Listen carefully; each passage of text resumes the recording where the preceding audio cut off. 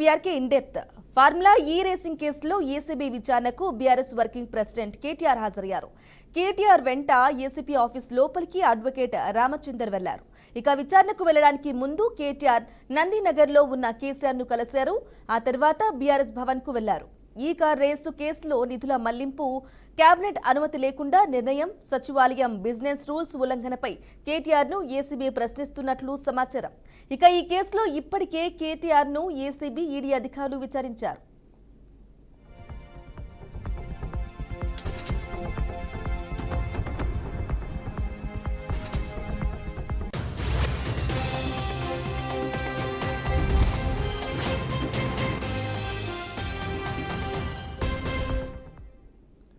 ఇక ఫార్ములా ఈ ఆపరేషన్ సంస్థ ప్రతినిధులను గతంలో వీడియో కాన్ఫరెన్స్ ద్వారా ఏసీబీ ప్రశ్నించింది.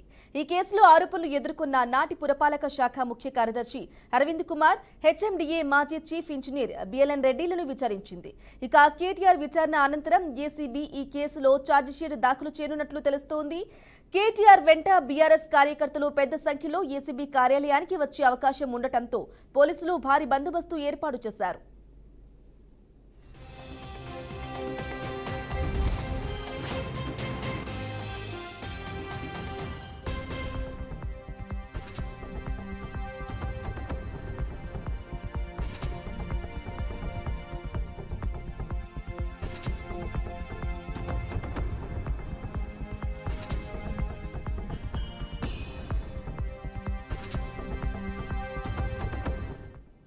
ఇక రాజకీయ వేధింపులతో వెనక్కి తగ్గేది లేదని కేటీఆర్ అన్నారు. 100 సార్లైనా జైలుకు వెళ్లేందుకు సిద్ధంగా ఉన్నట్లు కేటీఆర్ చెప్పారు.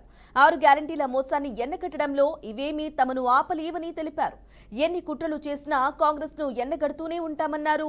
420 హామీలు, డిక్లరేషన్ల పేరుతో కాంగ్రెస్ చేసిన దగాను ప్రజలకు వివరిస్తామని కేటీఆర్ స్పష్టం చేశారు. విచారణకు పిలిపించి కొంత మానసికంగా రాక్షసానందం పొందుతూ ఉండవచ్చు, అవసరమైతే అరెస్ట్ కూడా చేస్తారు కావచ్చు. కానీ ఒకటి పక్క, తెలంగాణ కోసం గతంలోనే జైలుకు పోయి వచ్చిన వాళ్ళం.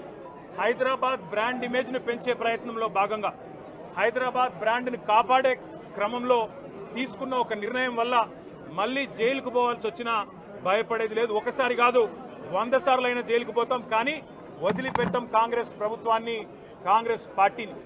మీరిచ్చిన 420 హామీలు, మీరిచ్చిన దొంగ 6 గ్యారంటీలు, మీరిచ్చిన డిక్లరేషన్లు, ఇవాళ మీరు లోకల్ బాడీ ఎన్నికలకు సిద్ధమవుతా ఉన్నారని చెప్పి వార్తలు వస్తూ ఉన్నాయి.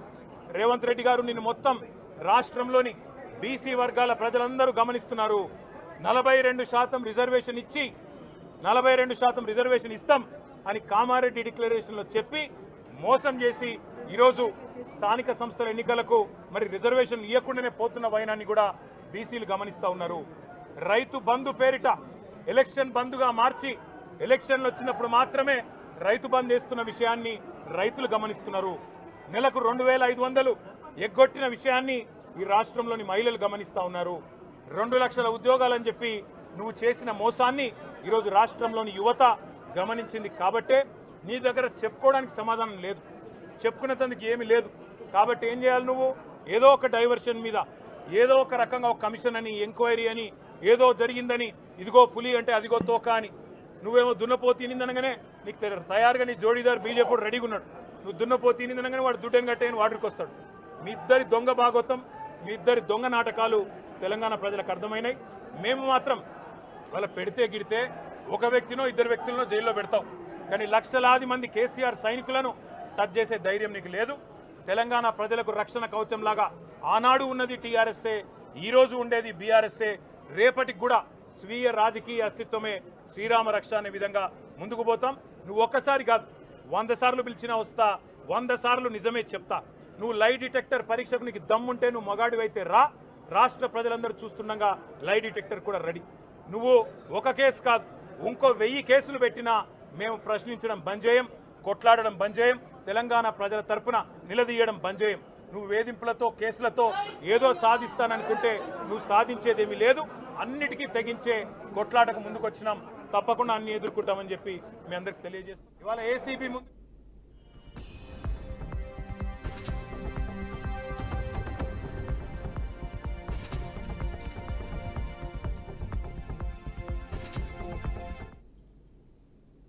రైట్ గా ఇదే విషయానికి సంబంధించి వారి రాజకీయ విశ్లేషణను అలాగే అభిప్రాయాన్ని తెలియజేయడానికి మనతో పాటు ఉన్నారు ప్రముఖ రాజకీయ విశ్లేషకులు కోటేశ్వరరావు గారు లైవ్ లో అందుబాటులో ఉన్నారు. నమస్కారం అండి కోటేశ్వరరావు గారు. నమస్తే. ఎస్, అలాగే కోటేశ్వరరావు గారు ఇక చూసుకోవచ్చు ఏసీబీ ఎదుట మరోసారి హాజరు కానున్నారు. ఫార్ములా ఈ కార్ రేసుకు సంబంధించి ఏవన్ గా ఉన్నటువంటి మాజీ మంత్రి కేటీఆర్ ఎలా చూడాలంటారు? దీనిపై మీ అభిప్రాయం ఏంటి? ఇది ఒక ప్రహసనం లాగా నడుస్తూ ఉంది. రాష్ట్ర ప్రజలకు వినోదం కలిగించే విధంగా ఈ విచారణ సాగుతున్నటువంటి తీరు, దానికి హాజరు కావటం పేరుతోటి కేటీఆర్ చేస్తున్నటువంటి రాజకీయ ప్రసంగాలు, సవాళ్లు ఇవన్నీ కూడా జనం వినోదానికి పనికొచ్చేవి తప్ప మరొకటి కాదనేది నా అభిప్రాయం. ప్రజాస్వామ్యంలో ఆరోపణలు ఎదుర్కోవచ్చు, కేసులు ఎదుర్కోవచ్చు, విచారణలు ఎదుర్కోవచ్చు. కానీ అమెరికాలో కానీ ఐరోపాలో కానీ ఇట్లాంటి దేశాల్లో ఎవరైనా ఆరోపణలు ఎదుర్కొనేటువంటి నాయకులు ఎంత పెద్దవారైనా ఒంటరిగా లేదా ఒకళ్ళిద్దరు సహాయకులతో వచ్చి విచారణకి హాజరు కావడం, కోర్టులకు హాజరు కావడం మనం చూస్తున్నాం. కానీ మొన్న కేసీఆర్, ఇవాళ కేటీఆర్, మధ్యలో హరీష్ రావు జనాన్ని వెంటేసుకొచ్చి బల ప్రదర్శనకి దిగుతున్నారు. ఇది ఏమిటిది? ప్రజాస్వామ్యమా లేకపోతే మూకస్వామ్యమా? సినిమాల్లో చూస్తాం మనం, రౌడీలు, గూండాలు జనాన్ని వెంటేసుకొచ్చి బల ప్రదర్శన చేయడం మనం చూసేది. వాటిని చూసి ఉత్సాహం పొంది రాజకీయ నాయకులు కూడా తమ మీద వచ్చినటువంటి ఆరోపణల్ని ఈ విధంగా ఒక రాజకీయ ప్రచారానికి వాడుకోవడానికి చూడటం చూస్తే ఇది ప్రజాస్వామ్యమా లేకపోతే మూకస్వామ్య దిశగా పరిణామాలను తీసుకెళ్ళదలుచుకున్నారా అనేటువంటిది ప్రశ్న. అందువల్ల ఇప్పుడు కేటీఆర్ గారు ఇవాళ విచారణకు హాజరవుతున్నారు. ఇప్పటికే ఆయన గతంలో కూడా హాజరయ్యారు, చెప్పిందే చెప్పారు. ఇప్పుడు కూడా మళ్ళీ ఆ చెప్పిందే చెప్తారు తప్ప కొత్త విషయాలు ఏమి ఉండవు అనేటువంటిది విచారించేటువంటి ఏసీబీ అధికారులకి తెలుసు, కేటీఆర్ కూడా తెలుసు. మధ్యలో మీడియాలో ప్రత్యేకమైనటువంటి కార్యక్రమాలు, ప్రత్యేకమైనటువంటి చర్చలు, రచ్చరచ్చ ఇవన్నీ రాజకీయాల ప్రచారం కోసం, రాజకీయ లబ్ధి కోసం తప్ప ఈ కేసుకి ఏమైనా సంబంధం కానీ ఏమైనా ప్రయోజనం ఉంటుందా అంటే ఏమీ ఉండదు. అందువలన ఇది అటు ప్రభుత్వము అదే విధంగా వ్యవహరిస్తూ ఉన్నది, అధికార యంత్రాంగం దానికి దోహదం చేస్తూ ఉన్నది. దీన్ని అవకాశంగా తీసుకొని బీఆర్ఎస్ పెద్దలు అదే విధమైనటువంటి ప్రచారానికి దీన్ని వినియోగించుకుంటున్నారు తప్ప మరొకటి కాదు. కొత్తగా ఇవాళ కేటీఆర్ చెప్పేది ఏమీ లేదు. ఒకవేళ ఏమైనా చెప్పినా లేదా ఏదైనా అందులో అవినీతి, అక్రమాలు, నిబంధనలకు విరుద్ధంగా ఏదైనా జరిగినా కానీ ఈ కేసులో, ఈ ఉదంతంలో జైలు పాలయ్యేది లేదా ఇతర శిక్షలకు గురయ్యేది ఆనాడు ఎవరైతే అధికారులుగా ఉన్నారో వాళ్ళు తప్ప కేటీఆర్కి మట్టి అంటదు అనేది మాత్రం నేను స్పష్టంగా చెప్పదలుచుకున్నాను. అలాగే కోటేశ్వరరావు గారు, ఇక కేటీఆర్ విచారణ తర్వాత ఏసీబీ ఛార్జ్ షీట్ దాఖలు చేయనున్నట్లుగా కూడా తెలుస్తుంది. మరి ఛార్జ్ షీట్ తర్వాత నెక్స్ట్ స్టెప్ ఏ విధంగా ఉండబోతుంది? అరెస్ట్ అనేది ఉండబోతుందంటారా? ఇప్పటికే అనేక సార్లు ఈ కేసులో అనుమానితులుగా ఉన్నటువంటి వాళ్ళని లేదా బాధ్యులుగా అధికారులుగా ఉన్నటువంటి వాళ్ళని నాటి మంత్రిగా ఉన్నటువంటి కేటీఆర్ ని విచారించారు. ఎందుకని ఇంతవరకు ప్రాథమికమైనటువంటి ఎఫ్ఐఆర్ దాఖలు చేయలేదు అనేది ప్రశ్న. ఎందుకు అంటే అనేక కేసుల్లో చూస్తున్నాం, ముందు ఎఫ్ఐఆర్ దాఖలు చేస్తారు, తర్వాత విచారణ సందర్భంగా వెల్లడైనటువంటి అంశాల పేరుతోటి మరొక ఎఫ్ఐఆర్ని దాన్ని సవరించడం ఇటువంటివన్నీ కూడా చేస్తారు. ఇంతవరకు ఎలాంటి ప్రాథమికమైనటువంటి ఎఫ్ఐఆర్ని దాఖలు చేయలేదు. మరి ఇప్పుడు కేటీఆర్ విచారణ తర్వాత దాఖలు చేస్తే చేయొచ్చు, లేదా మరొకసారి పిలిచి ఎన్నిసార్లు అయినా వస్తానంటున్నాడు కనుక అయినా ఎన్నిసార్లు అయినా పిలిపించి ఎన్నిసార్లు అయినా షో చేసి ఎన్నిసార్లు అయినా ఈ విధమైనటువంటి చేసి ఏసీబీ విచారణ చేస్తారు. ఇప్పుడే పెడతారా లేకపోతే తర్వాత పెడతారా అనేటువంటిది అది ఊహాజనితమైనటువంటి అంశం. పెడితే ఏమవుతుంది కేటీఆర్తో సహా అధికారులందరినీ కూడా ముద్దాయిలుగా చేరుస్తారు. ముద్దాయిలుగా చేర్చిన తర్వాత అరెస్టులు చేస్తారు. ఇది సివిల్ కేసు. ఈ సివిల్ కేసు కనుక 3 రోజులు 4 రోజులు రిమాండ్లో ఉంటారు. రిమాండ్లో ఉన్న తర్వాత అధికారులు అయితే 48 గంటలు కనుక రిమాండ్లో ఉన్నట్లయితే వాళ్ళు ముందు వెంటనే సస్పెండ్ అవుతారు నిబంధనల ప్రకారం. రాజకీయ నాయకులు అయితే బెయిల్ తెచ్చుకుంటారు, అధికారులు కూడా తర్వాత బెయిల్ తెచ్చుకుంటారు. అంతకు మించి ఏమవుతుంది, వెంటనే ఏమన్నా వీళ్ళకి ఏమన్నా శిక్షలు పడతాయా? ఇంకా చాలా తతంగా ఉంటుంది. పోలీసులు లేదా ఏసీబీ దాఖలు చేసినటువంటి ఆరోపణల్ని కోర్టులో వాళ్ళు రుజువు చేయాలి. రుజువు చేసిన తర్వాత దాని మీద పెద్ద తతంగం. అది ఎప్పటికి తేలుతుందో, ఎన్ని సంవత్సరాలు పడుతుందో ఎవరికైనా ఎరుక, ఎవరికి ఎరుక లేదు. అందువలన అందుకనే చెప్తున్నారు, ఈ విచారణ, ఈ వ్యవహారం అంతా కూడా జనానికి వినోదం కలిగించే విధంగా ఉంది తప్ప వేగవంతంగా విచారణ పూర్తి చేసి దోషులను తేల్చే విధంగా లేదు అని మాత్రం నేను చెప్పదలుచుకున్నాను. ఓకే, అలాగే కోటేశ్వరరావు గారు, ఇక నిన్న చూసుకున్నట్లయితే ఆర్ఎస్ ప్రవీణ్ కూడా నిన్న మాట్లాడడం జరిగింది. రాజకీయ కక్షలతోనే కేటీఆర్ పై 18 కేసులు కూడా పెట్టారు. నేను ఒక పోలీస్ అధికారిగా పనిచేసిన అనుభవంతో చెప్తున్నాను, ప్రభుత్వ వైఫల్యాన్ని ఎండగడుతున్నందుకే ఇలా కేసులు అయితే నమోదు చేస్తున్నారు అని చెప్పేసి ఆర్ఎస్ ప్రవీణ్ కూడా చెప్పారు. ఏ విధంగా చూడాలంటారు కోటేశ్వరరావు గారు? ఆర్ఎస్ ప్రవీణ్ కుమార్ గారికి నిజానికి అంత చిత్తశుద్ధి, అంత నిజాయితీ ఉంటే మరి అటువంటి తప్పుడు కేసులు ఆయన కూడా పెట్టుకుంటాడు. మరి ఆయన అటువంటి దానికి నిరసనగా నేను నా ఉద్యోగానికి రాజీనామా చేస్తున్నానని సర్వీస్లో అప్పుడేమో ఆయన ఏం చేయలేదే. ఇప్పుడు ఆయన ఆ విధంగా చెబితే ఆయనకున్నటువంటి విశ్వసనీయత ఏమిటి? వాలంటరీ రిటైర్మెంట్ తీసుకొని ఒక రాజకీయ పార్టీలో చేరి, ఒక రాజకీయ పార్టీ నుంచి మరొక రాజకీయ పార్టీ ఫిరాయించి ఇప్పుడు అట్లాంటి కబుర్లు చెప్తే అలాంటి అధికారులకి ఉన్నటువంటి విశ్వసనీయత ఏమిటనేటువంటి ప్రశ్న. లేదు, ఒకవేళ నిజంగానే తప్పుడు కేసులు పెట్టారు, కోర్టులు ఉన్నాయి, చట్టాలు ఉన్నాయి, ఎదుర్కోండి. ఇప్పుడు రేవంత్ రెడ్డి గారు ఎదుర్కోవట్లేదు కేసుని, ఓటుకు నోటు కేసులు. అట్లాగే కేటీఆర్ కావచ్చు, కేసీఆర్ కావచ్చు, ప్రవీణ్ కుమార్ కావచ్చు, ఎవరైనా కేసులు ఉంటే చట్టం తన పని దాన్ని చేసిపోతుంది. ఎవరి రక్షణ వాళ్ళు పొందుతారు, చేస్తారు.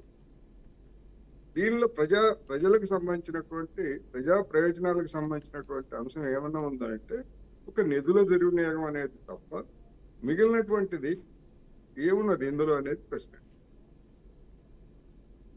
ఓకే, అలాగే కోటేశ్వరరావు గారు, ఇక కేటీఆర్ అయితే మాట్లాడడం జరిగింది. 100 సార్లు పిలిచినా కూడా విచారణకి అయితే నేను వస్తాను, జైలుకు పోవాల్సి వచ్చినా భయపడేది లేదు అని చెప్పేసి కూడా ఏసీబీ విచారణకు వెళ్లే ముందైతే మాట్లాడారు. దీనిపై మీ అభిప్రాయం ఏంటి కోటేశ్వరరావు గారు? కేటీఆర్ ఇంతకు ముందే చెప్పాడు, నేను సిద్ధంగా ఉన్నాను, జైలుకి వెళ్తా, అరెస్ట్ చేసుకోండి అని.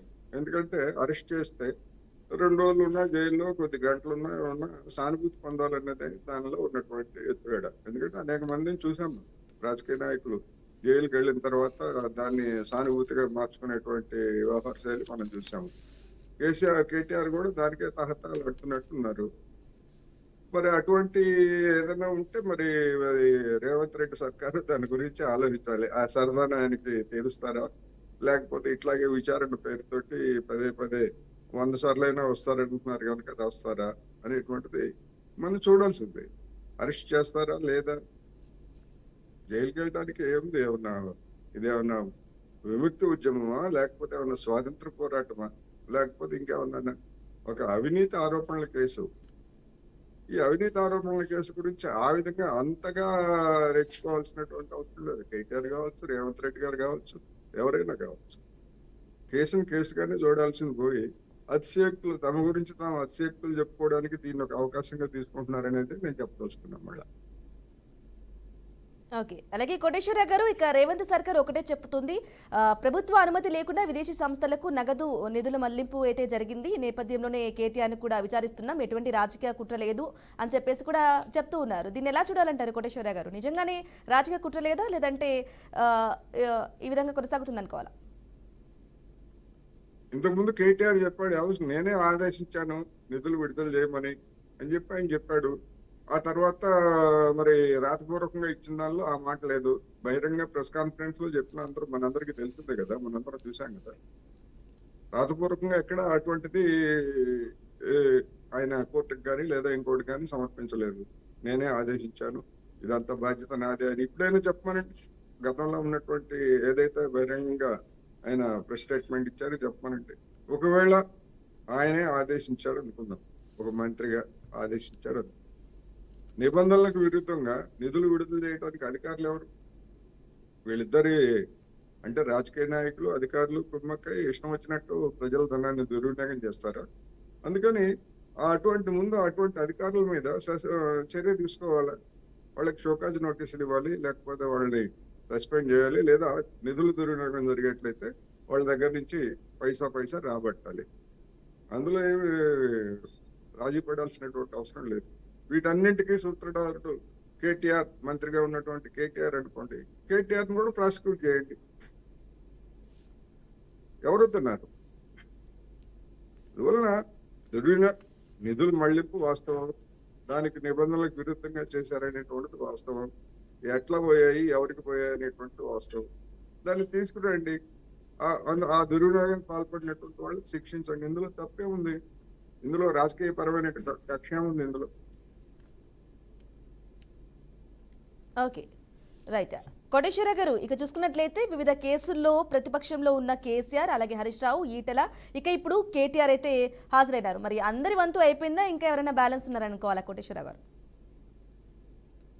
వీళ్ళు చెప్పేటువంటి దాన్ని బట్టి, లేకపోతే ఇంకా ఫర్దర్ గా ఈ కేసులో కావచ్చు, ఇతర కేసుల్లో కావచ్చు, అధికారులు లేదా సాక్షులుగా పిలిచినటువంటి వాళ్ళు, లేదా అనుమానితులుగా పిలిచినటువంటి వాళ్ళు, ఇతరులు చెప్పేటువంటి అంశాలను బట్టి మరికొందరిని ఏమైనా వాళ్ళ ప్రమేయం కనుక ఉండేట్లయితే వాళ్ళని కూడా విచారించేటువంటి అధికారం దర్యాప్తు సంస్థలకి, అదేవిధంగా అధికారులకి ఉంటుంది. అందుకని అటువంటి విషయాలు ఏమన్నా బయటకు వచ్చాయా లేదా, వస్తే ఎవరిని పిలిచారు ఏమిటనేటువంటిది మనకి స్పష్టంగా తెలిసిపోతున్న వెంటనే అప్పుడు వాటి గురించి మాట్లాడుకోవచ్చు అనేది నేను చెప్తాను. ఓకే, అలాగే కోటేశ్వర గారు, ఇక అరెస్టు చేయడం కోసమే ఈ ఏసీబీ విచారణ అనేది ఉంటుంది అని చెప్పేసి కూడా ప్రధానంగా ఆరోపిస్తున్నారు కేటీఆర్. మహా అయితే జైల్లో పెడతారు, ఏముంది అని చెప్పేసి కేటీఆర్ చెప్తున్నారు. అంటే ఎలా చూడాలంటారు? బీఆర్ఎస్ సంబంధించి బీఆర్ఎస్ కార్యకర్తలు ఇంతవరకు కేసు దాఖలు చేయలేదు. ఆ ఉదంతానికి సంబంధించినటువంటి ప్రాథమిక విచారణలో భాగమే ఇది. ఈ ప్రాథమిక విచారణ లేకపోతే కేసు దాఖలు ఇవాళ్లే ఈ క్షణంలోనే కేసు దాఖలు చేసి విచారణగా పూర్తయ్యే లోపల కేటీఆర్ బయటకు వెళ్లే లోపల కేసు దాఖలు చేశాం, మీరు సరైన సమాచారం చెప్పలేదు కనుక మిమ్మల్ని అరెస్ట్ చేస్తున్నామని ఏమైనా చెప్తారా పోలీసు యంత్రాంగం? అలా కనుక చెప్పేట్లయితే ప్రభుత్వం, పోలీసు యంత్రాంగం అభాసుకోవాలి. అందుకని ముందు కేసు దాఖలు చేయండి. లేదు, కేసు దాఖలు చేసిన తర్వాత ఇప్పటి వరకు విచారణ జరిపినా కానీ కేటీఆర్ కావచ్చు, లేదా అధికారులుగా ఉన్నటువంటి అరవింద్ కుమార్ గారు కావచ్చు, లేదా ఇంకోళ్ళు వీళ్ళెవరు కూడా సరైనటువంటి సమాధానం చెప్పలేదు కనుక అరెస్ట్ చేసి పోలీస్ కస్టడీలో వాళ్ళని మేము విచారించాలని చెప్పేసి అరెస్ట్ చేస్తే చేయొచ్చు. ఇంతవరకు అటువంటిది ఏమీ లేదు కదా. విచారణ రోజునే అరెస్ట్ చేస్తారని ఏముంది? ఏదైనా నాటకీయ పరిణామాలు జరిగి నేను చెప్పినట్టుగా కేసు దాఖలు చేస్తే వేరు, అది వేరు. అందుకని మరి కేటీఆర్ ఎందుకని అరెస్ట్ చేయమని అడుగుతున్నాడు నాకైతే అర్థం కాదు. ఇంతవరకు ఆయన్ని ఎఫ్ఐఆర్ ఏం దాఖలు చేయలేదు కదా. ఎఫ్ఐఆర్ దాఖలు చేస్తే అరెస్టులు, ఆహారు, ముందస్తు బెయిళ్లు ఇవన్నీ కూడా వస్తాయి. ఇంతవరకు అదంతా ఏం జరగలేదు కదా. ఎందుకని ఆయన తొందరపడుతున్నాడు జైలుకి వెళ్ళడానికి? ఇది సమస్య. ఎస్, ఓకే కోటేశ్వర గారు, మీరు చెప్పినట్లు ఈ విచారణలు, కేసులు, ఈ మొత్తానికి చూసుకున్నట్లయితే కనుక ఇక కేటీఆర్ కేసుకు సంబంధించి కానీ, లేదంటే బీఆర్ఎస్ కేసులకు సంబంధించి, వివిధ కేసుల్లో ఉన్న విచారణకు సంబంధించి బీఆర్ఎస్ శ్రేణుల్లో, బీఆర్ఎస్ పార్టీ కార్యకర్తలో కొంత మైలేజ్ క్రియేట్ అయ్యే అవకాశం ఉందంటారా? ఈ నేపథ్యంలో అరెస్ట్ తప్పదు, అరెస్ట్ ఉండబోతుంది అనే నేపథ్యంలో కోటేశ్వర గారు, ఈ కేసులతో మైలేజ్ వస్తుందా లేకపోతే బెదిరిపోతారా అనేటువంటిది మనం చూడాల్సి ఉంది, అసెస్ చేయాల్సి ఉంది. ఇన్స్టెంట్ గా మనం అవునని కానీ, కాదని కానీ, ఏమీ ఉండదని కానీ, ఏమీ లేదని కానీ చెప్పలేము. అయితే ఒకటి మాత్రం వస్తాం, ఇప్పటికీ ప్రభుత్వం అధికారానికి వచ్చి 7.5 అయింది. ఇంకా 3.5 సంవత్సరాలు గడువున్నది. 3.5 సంవత్సరాలంటే చివరి 6 నెలలు ఎన్నికల ప్రక్రియకి అది వెళ్ళిపోతుంది. ఇంకా 3 సంవత్సరాలు. ఇప్పుడు దాఖలు అయినటువంటి కేసులు కానీ, లేదా దాఖలు చేయబోయేటువంటి కేసులు కానీ ఎన్నికల నాటికి ఒక కొలిక్కి గనక రాకపోయేట్లయితే ఈ కేసులనే రాజకీయపరమైనటువంటి ఆయుధాలుగా చేసుకొని బీఆర్ఎస్ శ్రేణులు కాంగ్రెస్ మీద ధ్వజమెత్తేటువంటి అవకాశం స్పష్టంగా కనిపిస్తూ ఉంది. ఎందుకు అంటే ఎన్నికల నాటికి ఈ కేసుల్లో విచారణ దశలోనే కనుక ఉండేట్లయితే అధికార పక్షం ప్రతిపక్షం ఏం చెప్తుంది, చూడండి మమ్మల్ని కేసులు పెట్టి వేధిస్తున్నారు, ఎన్నికల వరకు సాగదీశారు, ఇప్పటి వరకు మా మీద ఒక్క ఆరోపణ కూడా రుజువు చేయలేదు, ఇదంతా కక్ష సాధింపే అని చెప్పేసి జనంలోకి వెళ్ళడానికి ఇప్పటికే వాళ్ళు పథకాలు సిద్ధం చేసుకున్నారు. అంటే ఆంధ్రప్రదేశ్ లో జరుగుతున్నది అది, తెలంగాణలో కూడా జరుగుతున్నది అదే. అందువల్ల ఈ కేసులు విచారణ అనేటువంటిది సత్వరం పూర్తయి ఈ కోర్టులు కనుక వెంటనే విచారణ జరగకపోతే ఇవి రేపు కాంగ్రెస్ ప్రభుత్వానికి లేదా ముఖ్యమంత్రిగా ఉన్నటువంటి రేవంత్ రెడ్డి నాయకత్వానికి గుదిబండలుగా మారేటువంటి అవకాశం ఉంది. వీటిని ఆధారం చేసుకొని బీఆర్ఎస్ శ్రేణులు చూసారా మా మీద మేము మొదటి నుంచి చెప్తున్నాం, రేవంత్ రెడ్డి అధికారానికి వచ్చినప్పటి నుంచి మా మీద తప్పుడు కేసులు పెట్టారు, మమ్మల్ని వేధించారు, మీరే నిర్ణయించండి అని చెప్పేసి బొటబొట కన్నీరు గారుస్తూ నాటకాలన్నీ కూడా జనం ముందు మరొక నాటకాన్ని ప్రదర్శించే అవకాశం కూడా ఉందనేది నేను చెప్పదలుచుకున్నాను. ఓకే, ఇక చివరిగా కోటేశ్వరరావు గారు ఒకటి చెప్పండి. ఇక ఫార్ములా ఈ కార్ రేస్ కి సంబంధించి కేటీఆర్ ను విచారణ చేస్తుంది ఏసీబీ. మరి ఈ విచారణ అనేది ఇలానే కొనసాగుతుందా, లేదంటే ఎప్పటిలాగా కొంతవరకు హడావిడి మొదలై లేదంటే మళ్ళీ తెర మీదకి కొన్ని రోజులు ఆగి మళ్ళీ తెర మీదకి వచ్చే అవకాశం ఉందంటారా? డెఫినెట్ గా ఉంటుంది. ఎందుకు అంటే నేను అనుకోవటం, నా అంచనా ప్రకారం లేదా నా గతంలో జరిగినటువంటి పరిణామాలను చూసిన దాని ప్రకారం జూలైలో కనుక స్థానిక సంస్థల ఎన్నికలు జరపాలనేటువంటిది రాష్ట్ర ప్రభుత్వ ఆలోచనగా ఉండేట్లయితే ఇప్పుడు ఈ విచారణ ఇంతవరకు నిలిచిపోతుంది. తర్వాత ఫర్దర్ గా మళ్ళీ అవసరమైనప్పుడు పిలుస్తామనేటువంటి పేరుతోటి వాయిదా వేస్తారు. స్థానిక సంస్థల ఎన్నికలు జరిగేంత వరకు అరెస్టులు అయితే జరుగుతాయని నేను అనుకోవట్లేదు. ఎందుకంటే స్థానిక సంస్థలకు ముందు కనుక అరెస్టులు జరిగితే సక్రమమా అక్రమమా అనేటువంటి పక్కన పెట్టేట్లయితే బీఆర్ఎస్ శ్రేణులకి ఒక రాజకీయ అస్త్రం ఇచ్చినట్టు అవుతుంది. మరి ఆ విధంగా అధికార యంత్రాంగం కానీ లేకపోతే ప్రభుత్వం కానీ వ్యవహరిస్తుందా అన్నది ప్రశ్న మనం చూడాల్సి. Right, okay, thank you Koteswararao గారు మీ అభిప్రాయాన్ని తెలియజేసినందుకు.